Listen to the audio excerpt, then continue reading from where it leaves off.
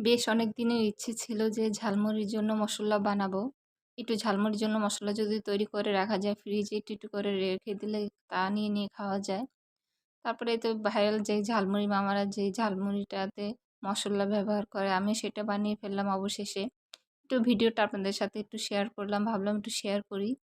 তারপরে তো আমি সব আইটেমের মসল্লা নিয়ে গুঁড়ো করে নিয়েছি ব্লেন্ডে। এই যে আমার মিনি ব্লেন্ডারটা খুবই ভালো ব্লেন্ড হয়, এটা দিয়ে পেস্ট হয়। এই যে আমি আদা রসুন সব পেস্ট নিয়ে নিয়েছি। তারপরে তো এগুলো একটু মরিচ গুঁড়ো, হলুদ গুঁড়ো এগুলো যদি আগে থেকে মিশিয়ে নেওয়া যায় তারপরে প্যানে দিলে সেটা ভালো কালার আসে। আর যদি একটা একটা করে দিই প্যানের ভিতরে তাহলে দেখা যায় যে সেটা একটু পুড়ে যায় মশলাগুলা। তাই একসাথে পানি দিয়ে একটু তেল দিয়ে মিক্সড করে তারপরে আমি সেটা দিয়েছিলাম। তারপরে এই তো সয়াবিন তেল আর সরষের তেল দিয়ে তারপরে আমি পেস্টগুলো দিয়ে দিয়েছি। তারপরে সব দিয়ে একটু ভালো করে নাড়াচাড়া করে নিয়েছি। এত সুন্দর একটা ঘ্রাণ আসছিল।